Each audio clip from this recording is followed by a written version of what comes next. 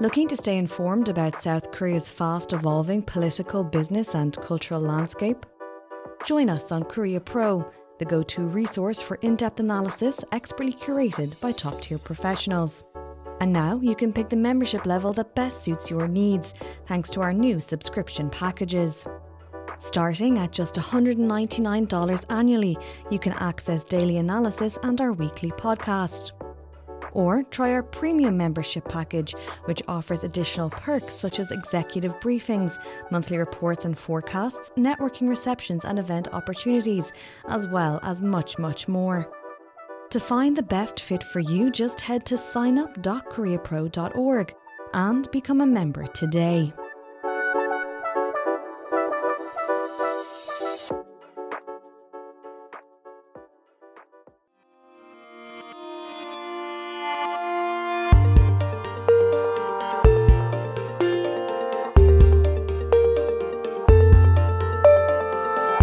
Hello listeners and welcome to the NK News podcast. I'm your host Jacco Zwetsloot and this episode is being recorded via StreamYard.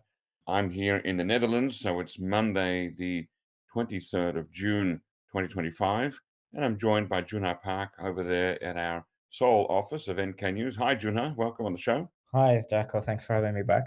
This is the last day of my vacation. I'm getting ready to fly back to Korea. So what's the news? What am I missing out on while I'm here in Europe? So we've just seen just a couple of hours ago that the new unification minister under the Lee Jae-myung administration will be former unification minister Chung Dong-young, who's currently a lawmaker for the ruling Democratic Party. It's the second time. And he served as unification minister under President Lee Jae-myung 20 years ago, didn't he? He did, yeah. So it'll be his second time serving, and he'll go through the normal confirmation hearing process. He won't have to receive National Assembly approval, but he will have to face a confirmation hearing where he'll be questioned on his attitude towards North Korea policy and undertaking the Lee Jae-myung administration's stance towards North Korea. Now, he's an interesting character because after being the Minister for Unification, he ran for president, didn't he? Against Lee Myung-bak, I think. He did, yeah. So I think that was 2007 when he ran against Lee Myung-bak as a member of the, a former Democratic Party candidate at the time. I believe it was a National Coalition for the Democratic Union, something like that, that the Democratic Party had its name under. But Chung Dong-young was sort of picked as Do Mu-hyun's successor or successor candidate, but he lost in quite a landslide victory for Lee Myung-bak. Yes, he did not do well. The public did not warm to him. So it's interesting to see him sort of resurrected from the political dead, as it was, and sent back to run the Unification Ministry again. So for those people working in the Unification Ministry, your new boss is the same as the old boss. Interesting. All right. Well, let's see. I wonder what he'll bring to the table. All right. What should we talk about next, Joon Ha? Yeah, so it was Lee Jae-myung making his first diplomatic appearance abroad at the G7, the Group of Seven summit in Canada just last week, and he met with quite a number of leaders. Quick point of information here. Is that because Korea has now joined the G7, or it's sort of like a G7 plus and Korea is an extra invitee?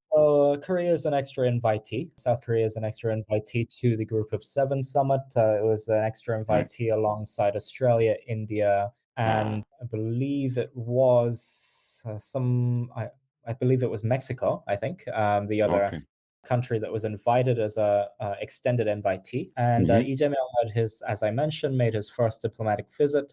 He was using the summit to rally some sort of international support on South Korea's role in deterring North Korea, as well as South Korea's sort of return to the international stage after 6 months of this sort of leadership vacuum right after martial law. He was hoping to see President Trump there, but he didn't.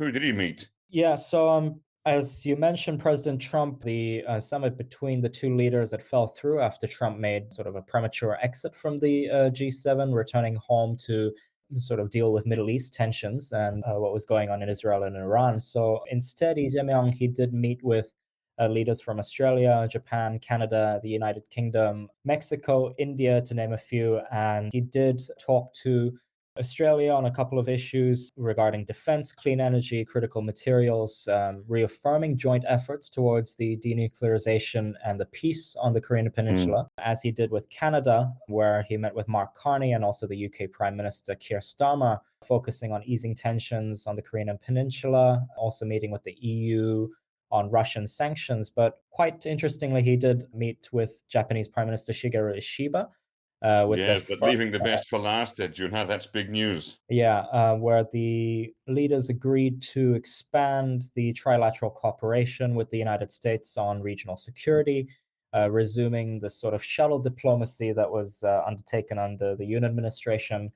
And the meeting sort of, you can say that it signaled Lee Jae-myung's commitment to continuing this military cooperation with Japan, undertaking these sort of joint exercises that we saw throughout last year, where the two countries, South Korea and Japan, and the United States, the navies and the air forces work together for interoperability. So it's sort of a policy shift that we've seen from his past remarks and also past progressive administrations to take charge of South Korea. Right. Well, that's a potentially big move for him to remain friendly towards Japan, at least in the early part of his presidency, and that'll have implications for things like regional stability and collaboration on monitoring North Korean missile launches and things like that. Okay. All right. What will be our next story? Yeah. So North Korea, they fired 10 rounds of artillery rockets near Pyongyang just last Thursday, actually. And the South Korean Joint Chiefs of Staff said that around 10 projectiles were detected. They were speculating it was multiple launch rocket systems near Pyongyang, specifically from the Sunan area from South Pyongyang province at around 10 a.m. on Thursday morning, which was according to the Joint Chiefs, and they were fired northwest from that area. And in the direction of the northwest? Yes, in the direction of the northwest. Heading into the Yellow Sea, if I'm not mistaken. Indeed, yeah. And then we saw the military giving its usual, saying that they'll maintain a robust defense posture along with the ironclad defense of the United States and South Korea, and saying that it was analyzing the launch with U.S. intelligence authorities. The JCS did not confirm the rocket type as their statement suggested, but local media reported that the projectiles were believed to be 240 millimeter artillery rockets, the similar ones that have been deployed to the Russian front against Ukraine, not the 600 millimeter systems, which are often associated with strategic threats. So a JCS official reportedly told the South Korean outlet Joseonilbo that the smaller caliber rockets, the 240 millimeter rockets, are fired much more frequently in a routine sort of practice and are not always deemed provocative. That's why they were not announced immediately after the 10 rockets were detected. Yeah, fair enough. And they were also heading in a northwesterly direction, so that they weren't ever going to be a threat to South Korea, as I understand it.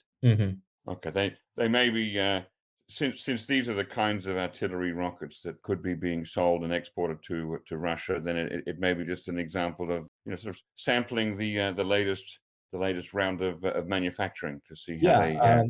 We've seen the 240 millimeter rocket and like newer versions of that rocket or that system, that MLRS system, being tested and evolved throughout the past few years, with Kim Jong-un, with North Korean leader Kim Jong-un actually coming and appearing at those tests and looking at how those tests were.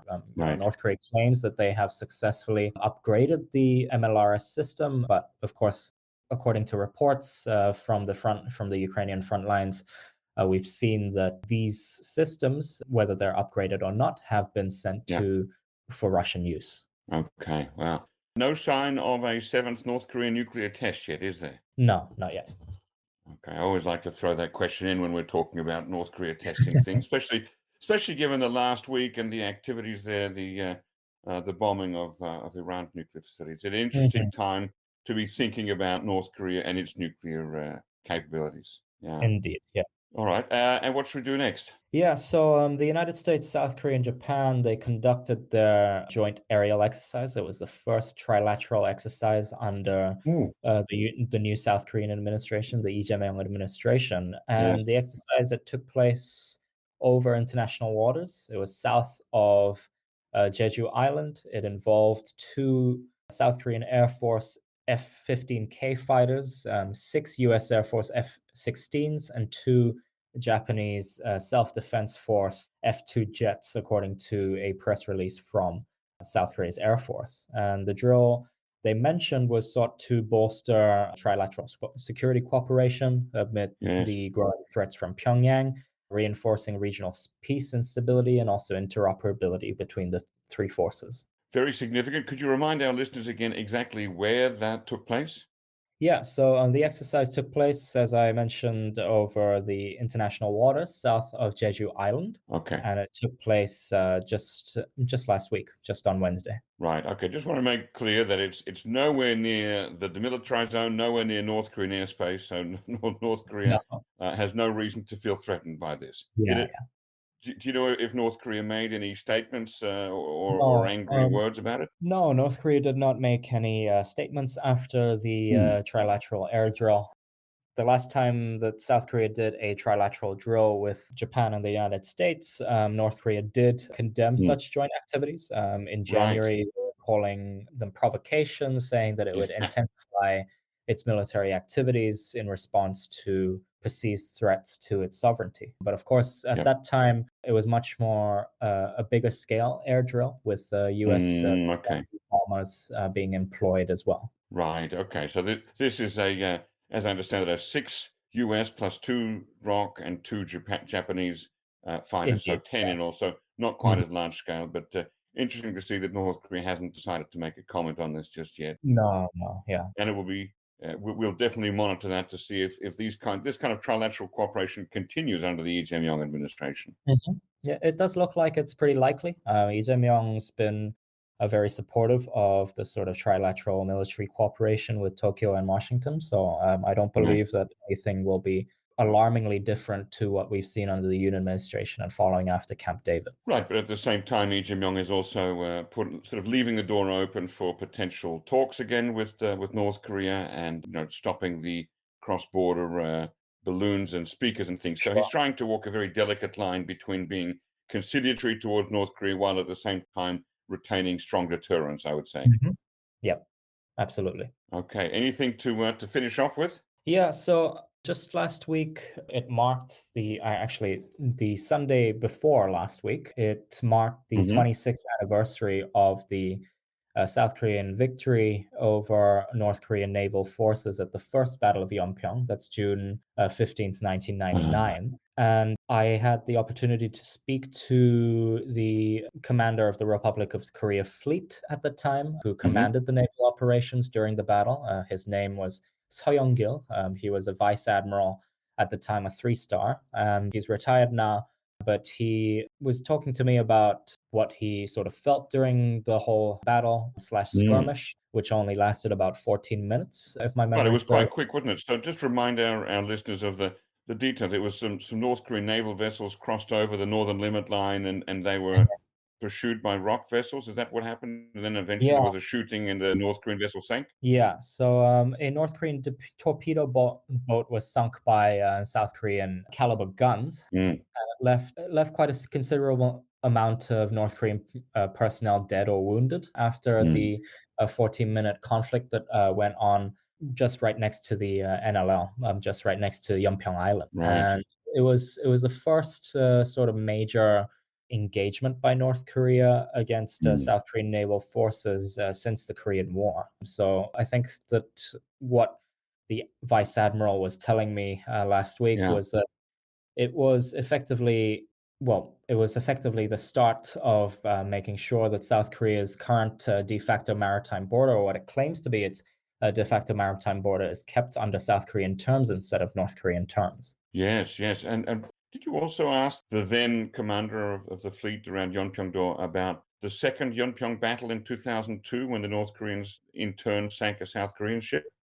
Yeah, so what he was saying was that the lessons that were learned from the First Battle of Yeonpyeong, so the act of sort of preemptive strikes, Mm, also undertaking a sort of decision-making process from the command room that did not take much regard for the reconciliatory practices of the Kim Dae-jung administration were not mm, exactly taken up during the 2002 Battle of mm, Yeonpyeong, where South Korean forces were well, the North Korean forces claimed a lot more lives than they did in the yeah. First Battle of Yeonpyeong from the South Korean side. Hmm. And he urged South Korea's new leadership, which is currently under President Lee Jae-myung, to study these sort of historical Mm, precedents, like the sinking of the Cheonan, yeah. also the shelling of Yeonpyeong Island, also as we That just was in mentioned, November 2010. yeah, and also the 2002 Second Battle of Yeonpyeong as Hmm. sort of a reminder that the Mm, NLL is still very much a conflict zone. It's very much a boiling point for inter-Korean mm, maritime relations, and bolstering defenses around that area is yeah. key for South Korea's maritime deterrence against North Korea.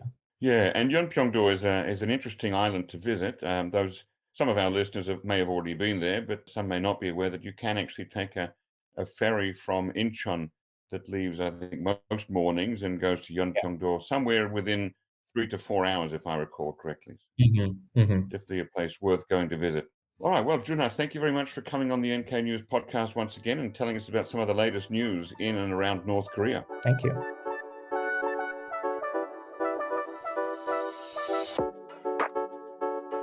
Bestsellers unveiled at NK News Shop. Step out in style with our top-selling apparel from the NK News Shop. Fly high with the Air Cordial T-shirt, celebrating DPRK's golden era of aviation in vintage airline chic. Explore the stars with our Nada hoodie, inspired by North Korea's answer to NASA. Or toast to tradition with our Taedonggang beer T-shirt, capturing the essence of North Korea's renowned brew. Each design is a conversation starter. Find yours at shop.nknews.org. Again, that's shop.nknews.org.